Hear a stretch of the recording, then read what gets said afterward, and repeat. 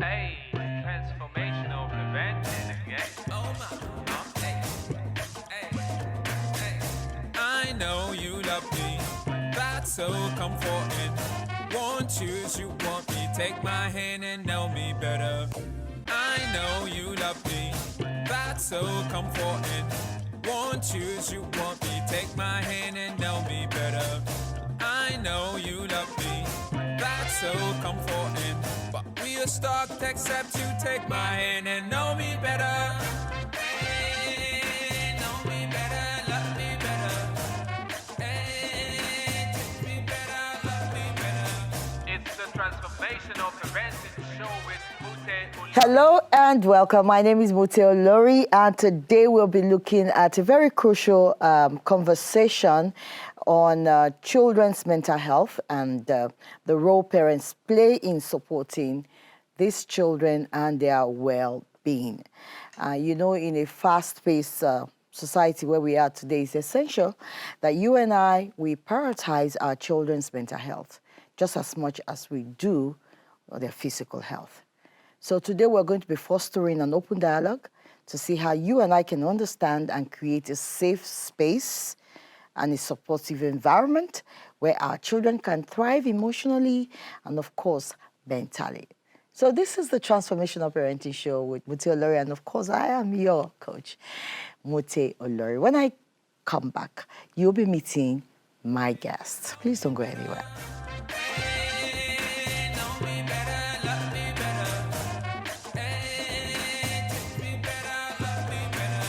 It's the Transformational Parenting Show with Mute Olori. All right, welcome back. It's the Transformational Parenting Show. And my guest on the show today to discuss children's mental health and how parents can play a very supportive role to walk the children through this process is no other person than a mental health counselor working with victims of human trafficking, rape, substance, and emotional abuse.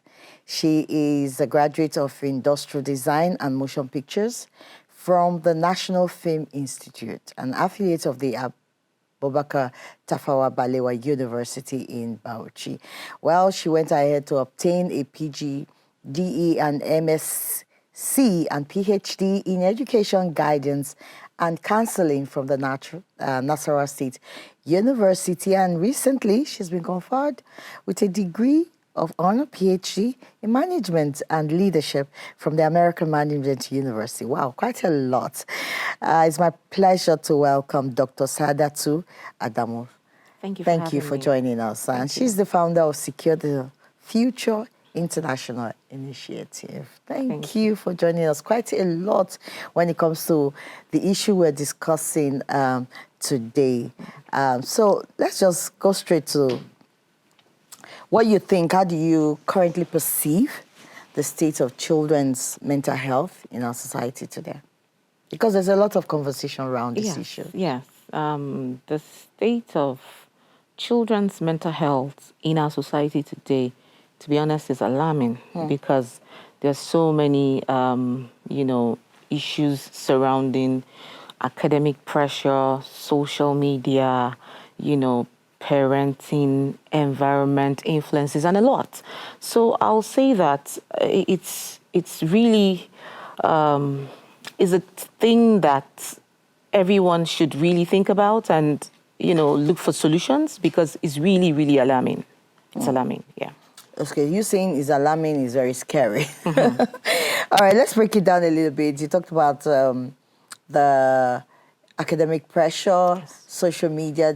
How does this affect the children's health? I should perceive that these are the normal things they should do, but how does it affect their mental health? Well, if a child is on social media and not understanding boundaries, then definitely it would have a negative effect on the child. If the society expects that a child, because you're a child, you're expected to be good, not understanding that we all have our dynamics. Everyone is unique. Everyone's personality is unique. So if people don't see it from that point of view, then of course it's something to worry about. Then if you look at, I mean, most times parents always put so much pressure on children. This is what I want you to do. But the child might not really be good at what the parents think he should do. So that pressure can also be, something that can also lead the child to certain things. Now, pressure again, even within their peers. My friend is doing well, I'm not doing well, So you see that the child's mental state begins to deteriorate because I feel like the other person is doing well, I'm not doing well, not helping them understand where they fit in most or what they can do best so that they can just, be stronger in their space and, do what is best for them. So the struggle to attain certain heights, Yes.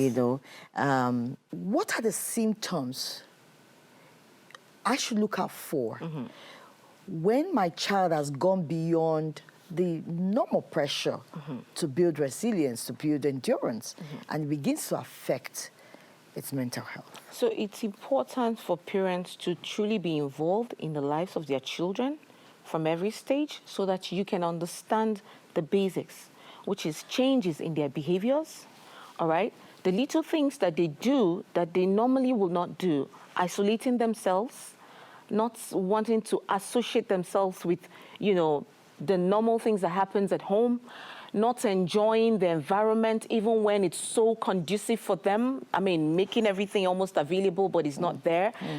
Very little signs. By the way, what is mental health? It is how we feel, how we think, and how we act. So if a child begins to act in a certain way that he normally has not been acting, then it calls for concern because you now know that he's changing in certain ways. Oh, my child used to like to watch maybe TV at 6, but these days, no matter whatever you give him, he's not willing. Oh, my child likes to have biscuits, but these days you offer and he's like, I don't like it. Oh, my child likes to go to school, but these days you wake him up in the morning and he's like, you know what, I don't want to go to that school. Oh, my child likes to go to this person's house, but these days you tell him, oh, we're going to visit this person, and he's like, oh, no, mom, I'm not interested. Little things that they do should, give you reasons to probe further and ask, why is this happening? But until you pay attention, you might just think, oh, they're throwing tantrums. Oh, they just don't want to do this. And, you just ignore and that persists. But these are the things that we actually grew up with.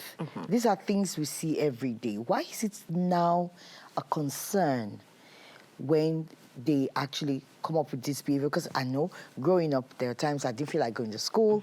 There are times, I really didn't want certain things. I just want to be alone. And we've seen that. But now, why is it a concern? What are the outcome of this behavior or the fallout of this behavior that you think parents should begin to really pay attention and it's becoming very alarming? Okay, so I'll say that you just mentioned it used to happen. It used to happen back in the days, but you never hear about suicide. You never hear about, anyone committing suicide. Those things happened even while we were growing up, but no one talked about it. Unfortunately now with social media, and more of innovations, things are beginning to pop up, and so these things are just glaring, they're out there. By the way, the statistics of mental health these days, it's very high. Yes, WHO says that every year about 300 million people die of depression. So you already know that are suffering from depression. So you already know that there's something that is missing somewhere. And, the dots needs to be, we just need to connect them. Now, why is it so alarming now? You go on social media, you find a child dropping a message. You might wake up tomorrow and you won't find me. You okay? You go on social media, or you find parents who are struggling with not sharing what their parents are, their children are going through. I share an experience with you. A lady who picked up a parcel that she got from her child didn't know that that parcel was something he was going to use to commit suicide. So it's really, there are lots of things, these days that are out there that is giving us the reason to continue to check if the children are doing well and also help them, or rather, train them to become resilient and maybe learn coping skills. Okay, back in the days, there are things you would do, and your mom will probably scold you. There are ways she will say it, and you already know that there are certain things you can't do when you're home. But these days, a child will do something, and the parents will be like, that's how he likes to do it. Yes, it's okay. Unfortunately, not nurturing the child in a way that he would cope, even within his pair, group. So the difference between what we had back in the days and what they have now is we had parents that were always on top of the game. Like, you can't do this, you have to do our this. matter. Exactly. But these days, it's like, oh, that's how he likes it. Oh, no, oh, I don't want to talk. I don't want to offend him. Oh, I don't want anybody to say anything about it. Now, that is my question. Yes. How do we get to that point where you now say, oh, the mental stage of this child is very tender. This child is very soft. This child is, I cannot offend. How do we get to that stage? Is it from food we eat? How did we raise children that are not strong and firm, and can absorb some of the things that we absorb? So I won't say that we don't have children that are strong and firm. I'll say that what we give to the children is what is making them not strong and firm. Okay? An example of that is, if you think that you scolding a child is making him feel bad or not pressuring his mental state, and for that, you're not going to talk about certain things. Unfortunately, you are helping the child develop in a certain way that it becomes a problem for him in the society. All right? So it's important for parents to understand that it is what you give that you get out of the children. What you don't give, you don't get. So it's important to always help the children understand that, at this stage, you have to develop in a certain way so that you can help yourself, even when I'm not there. Okay? Sometimes parents are so, would I say ashamed, or just don't want to come out and even talk about mental health. But I think it's very important that we normalize the conversation so that even the children understand that when things like this are being said, it's not to bring them down, but it's to help them, build them, give them that strength so they can, cope even within their peer group. Wow, that's quite a lot. I know another area that is of concern, which you mentioned, is social media. Now, a lot of young people will tell you that social media is like their coping mechanism, their space where they go to and cope. But how dangerous is this same space where young people regard as their coping space, their safe space?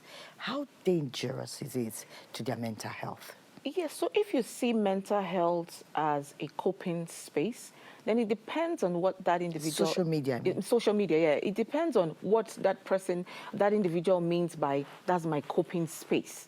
Now, do you go there because you are upset, or you go there because you want to while away time, or you go there because you want to learn certain things so that you also become that person? Because I've also seen, a child who just go on social media and just want to be like the people on social media, all right? So for me, are you learning the things that, you find on social media to help you become positive in life? Or are you learning those things to also destroy, all of the things that you have learned from your parents? So it depends on what they mean by, I'm there because, that's my space. That's your space. Does it make you learn positive things? Or it gets you to that point where you hate people? You learn you learn all the things that you can use to do certain things, like, I don't want to use some words, you're learning how to get some things that you can use for yourself to damage yourself? Or are you learning, or are you there because you are also trying to read and cope on certain things that you've been struggling with? So it depends on what they say or how they, what they feel about the space. If they're there to learn positive things, then it's fine. But if they're there to learn negative things, then I will say that maybe everyone should just, really ask himself questions. When I'm on social media, what do I really enjoy? What do I do? How do I feel when I leave that space? What do I get? How do I react after leaving that space? What are the things that I do? Maybe assess yourself so that you know if it's helping you positively or negatively. Now, a lot of parents really don't know what happens in that space. Maybe you want to, share with us some of the things that happen in that space, why we should be concerned when we begin to see our children behave in certain manners. One of them is aggression, depression, attitude, bringing up attitudes, that they just snap, the many things. So what are the things that happen in social media that could really make a child become something else other than what you The things that happen in social media is, unfortunately, some children go on social media and they learn to begin to build a different personality. So multiple personality. You're not this person, but because you're on social media, you learn from that other person and you want to be that person. That is one that happens on social media. Two, unfortunately, children struggle with, being who they're not. Identity crisis? Yes. Unfortunately, they are there and they could be trafficked on social media. Human trafficking, that happens. Okay? How does that happen? Okay, so you're on social media, you don't know who you're chatting with, but the person becomes your friend for a long time. The person invites you because you feel that, oh, I've known this person for 6 months and we've been talking and the person has been nice. He has asked me to come, or they've asked me to meet somewhere, or we have a party, children's party. You never can tell. Things like this happen on social media. Okay, bullying happens on social media. And so you find a child who is struggling with low self-esteem because of how he's been, feeling because of this particular space, okay? A child becomes irritable. He's around here, he feels people in the real world don't like him, but on social media, he's getting so much attention, So you just find a child being a different human being. But I'll tell you for sure that one thing that I have seen or the experience with children around social media is, unfortunately, they begin to build multiple personality issues. They are a different person at home. On social media, they're another, and they want to begin to act the other person at home.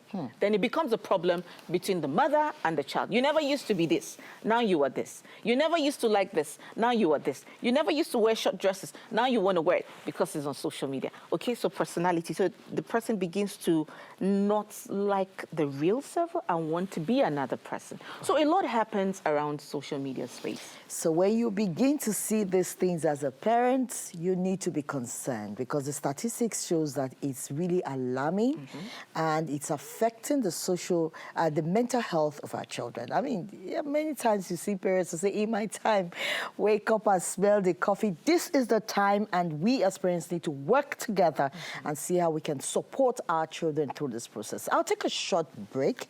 When I come back, we'll be looking at how do I, as a parent, support my child who is going through this process that we have mentioned on the program. It's still the Transformational Parenting Show with Olori. I'll be right back. Don't go anywhere.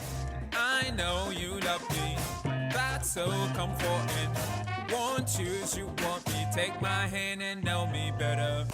I know you love me, that's so comforting. Won't choose, you want me, take my hand and know me better. I know you love me, that's so comforting. But we are stuck except you take my hand and know me better. Hey, know me better, love me better. Hey, treat me better, love me better.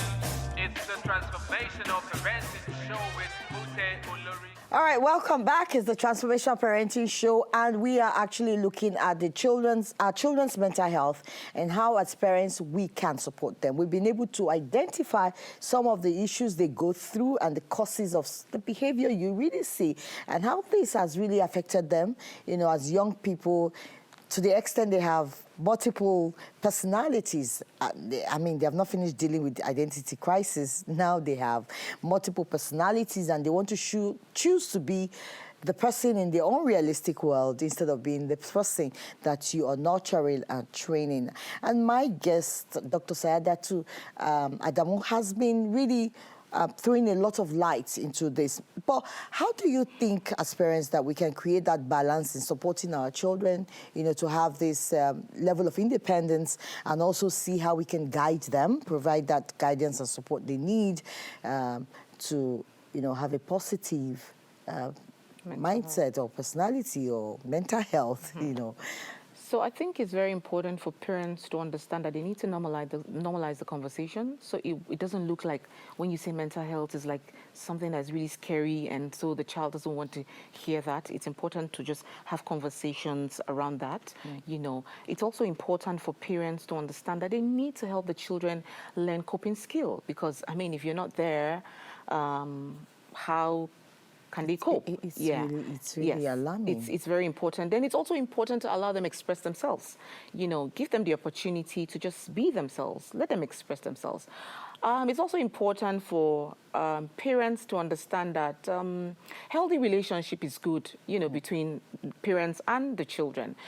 It is important to also promote, a good home front, because children sometimes don't really do well in a dysfunctional space. So it's important to just, as much as you can, try and, just encourage that home front. Let it be very peaceful. Give them the opportunity to enjoy the environment very well. Make them feel loved. Give them the opportunity to express themselves. Say it the way they want to say it.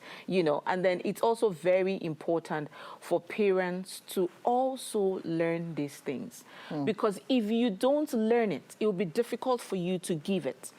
And children can only receive what we give to them. Okay, so it's important to learn so that you can educate them more. So you talked something very important about communication, because these are when we talk about some of the gaps we find in parenting, communication gap, generational gaps, those gaps are there. How do you think this communication, how can parents foster an open communication with the children so that, they be able to see the struggles that they're facing? So it's important for parents to learn open-ended conversation, okay? Because he's your child or she's your daughter or your son doesn't mean that it can only be, where are you coming from? What did you do today? You have to learn to open the conversation, open-ended, so that you give them the opportunity to also say some things, because it's only when they say it that you can see, sense in what they're saying. But if it's the no yes answer, then it's always very like a, bossy thing. There's no friendship. It's always when I go to my mom, I'm afraid because I have to say things the way she wants me to say. So it's important for parents to understand that they need to have a good relationship, which is one, allow your children to be friends with you. Learn open-ended conversation. It's not a yes or no idea. It's a, open it so that they can learn. So how was your day today? So what did you do today? Was your teacher really nice today? Was your assignment, how did you find it? So it's not did you do your assignment? Dr. Where were you? Saadatu, some children have gone very far in this matter.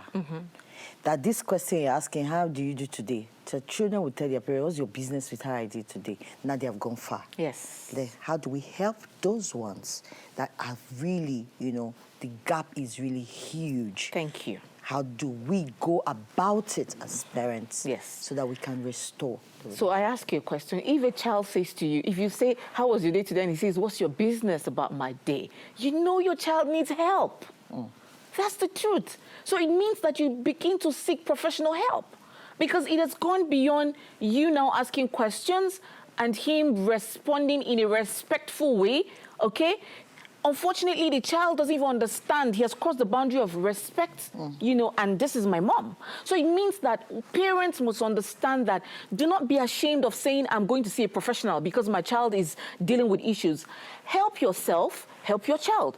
Find a professional that can speak the language that the child would understand. Maybe at that point, too many things have gone down the drain and there's nothing you can do as a parent, but a professional can help you salvage that, that situation. So I think parents, when it gets to that stage, it's very important for parents to please seek professional help.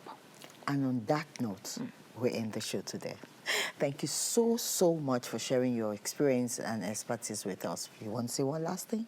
No, just thank you for having me. And parents, just keep being parents and support the children as much as you can. Yeah, parents keep being parents, but unfortunately, some parents don't even know how to be parents. They don't know what comes with those responsibilities. Like I always say, sperm donation doesn't make you a parent.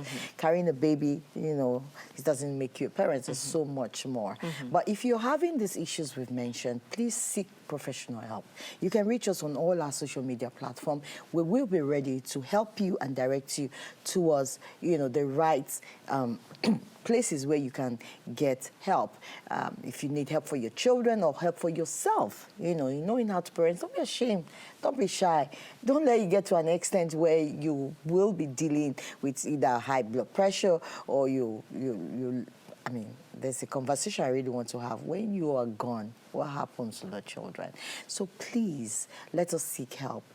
Mental health is a serious issue today. Let's do our best to make the home conducive, but if not, get help. I'll see you again next week. My name is Olori. Bye-bye. Know me better. I know you love me. That's so comforting. Want you, you want me. Take my hand and know me better. I know you love me. That's so comforting. But we are stuck except you take my hand and know me better. Hey, know me better, love me better. Hey, take me better, love me better. It's the Transformational Parenteen show with Olori.